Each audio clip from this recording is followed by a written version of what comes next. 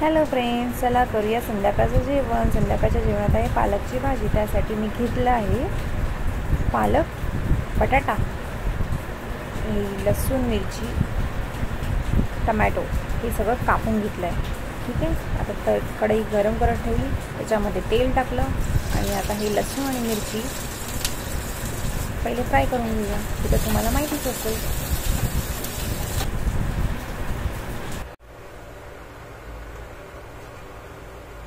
आता याच्यामध्ये थोडीशी हळद टाकून घेऊया. माझ्याकडे हिंग संपलं होतं तर मी हिंगसुद्धा टाकू शकता याच्यामध्ये. ही एकदम सोपी भाजी आहे, सोपी आणि सरळ पण छान लागते. तिथे ट्राय करून बघा. आणि आता पालक टाकला आणि पालकच्या वरतून बटाटा पण सेम टाईमला टाकून घेतला. बोलली ना मी, एकदम इझी भाजी आहे.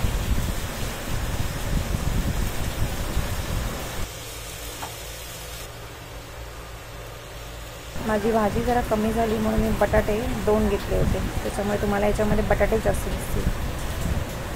आणि भाजी गळल्यानंतर तर कमीच होते, तुम्हाला माहिती असेल. चला मग याला हलवून घेऊयात व्यवस्थितपणे.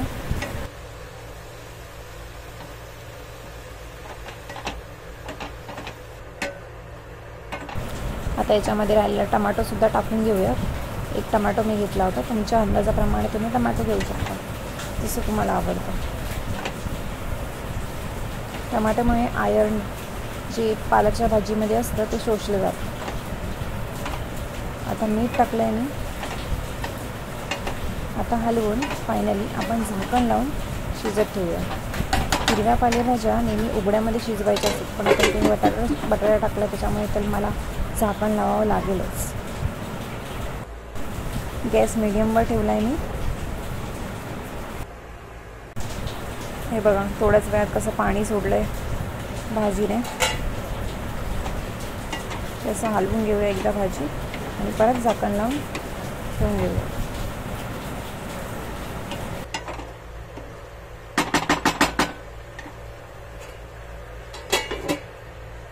चला तर मी याच्यासोबत करणार आहे ज्वारीची भाकरी.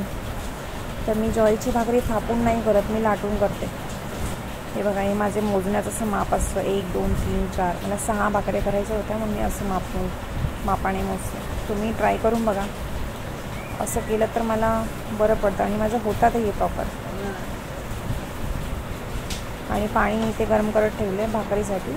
भाकरीचं पीठ मळण्यासाठी गरम पाणी. इथे जरा माझं पाणी तापलंच जास्त, खूपच उकळलं, नाही तर इतकं उकळवत नाही. आता जास्त उकळलं तर मी पाणी टाकून ठेवते याच्यामध्ये, नाहीतर तुम्ही हळूहळू पीठ मळता टाकू शकता. ते थोडं कोमट पाणी असेल तर बरं असतं. हे खूपच गरम झालं त्याच्यामुळे मी चमच्याने हलवते आणि आधीच टाकून घेतलं पाणी. तुम्ही तुमच्या अंदाजाप्रमाणे पीठ मळता पाणी टाका.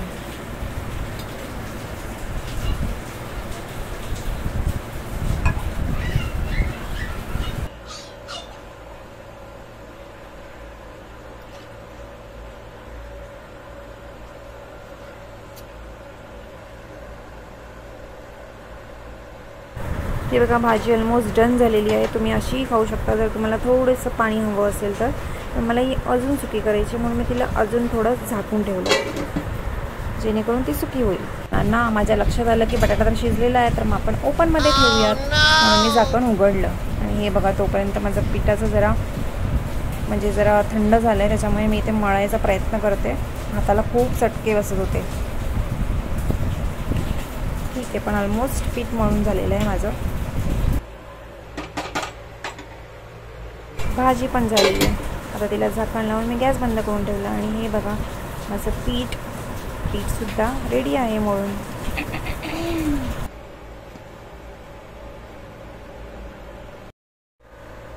थोडंसं सुकं पीठ काढलं मी येते लाटण्यासाठी आणि बाकीची तयारी केली. तवा गॅसवर ठेवला आहे तापायला आणि असे 6 गोळे करून घेतले.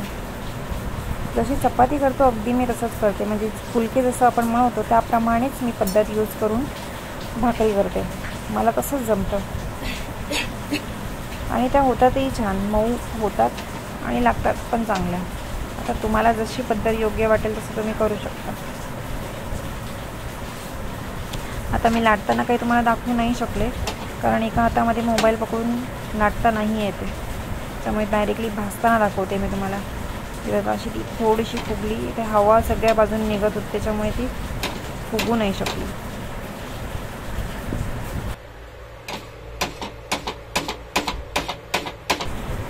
दिस इज डन.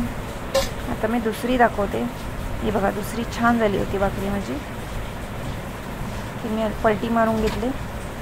आधी हलक्या बाजूने एका बाजूने शेकून घेते, नंतर ती पलटी मारते आणि त्याच्यानंतर दुसऱ्या बाजूने शेकून परत त्याप्रमाणे परत ती व्यवस्थितपणे शेकून घेते. तुम्ही जर फुलकी करत असाल तर तुम्हाला माहिती असेल. बघा ही छान झाली. अशा प्रकारे मी सगळ्या भाकऱ्या करून घेतल्या. आणि बघा ना, भाकऱ्या करता करता आणि जेवण बनवताना माझं हाल. किती गरमी आहे. तुमच्याकडे आहे का एवढी गरमी? स्वयंपाकघरात होते का तुम्हाला एवढं गरम? नक्की सांगा मला कमेंटमध्ये. फायनली तर मग मी आता फ्रेश होते आणि मग जेवायला घेते. हे बघा, हे माझं ताट रेडी आहे. ताटामध्ये मी घेतलं आहे बीटरूट भाजी, आंब्याच्या फोडी आणि भाकरी. कोणाकोणाला जेवणासोबत आंबा खायला आवडतो. व्हिडिओ आवडला असेल तर लाईक करा आणि चॅनलला सबस्क्राईब करायला विसरू नका. Bye bye. See you in the next video. Take care.